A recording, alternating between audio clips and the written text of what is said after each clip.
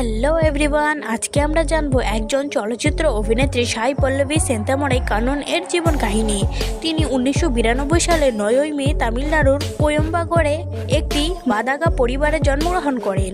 তার আদি শহর তামিলনাড়ুর নীলগিরি জেলার কোটাগিরি। তার পিতা হলেন সেন্তামরাই কানন এবং মাতা হলেন রাধা। তার একটি ছোট বোন আছে যার নাম পূজা। তিনি আভিলা কনভেন্ট স্কুলে তার পড়াশোনা করে শিক্ষিত হন। 2016 সালে টিভিসিলি সেন্ট মেডিকেল ইউনিভার্সিটি থেকে তার মেডিকেল অধ্যয়ন শেষ করা সত্ত্বেও তিনি এখনও ভারতে একজন মেডিকেল প্র্যাকটিশনার হিসেবে নিবদ্ধ করেননি।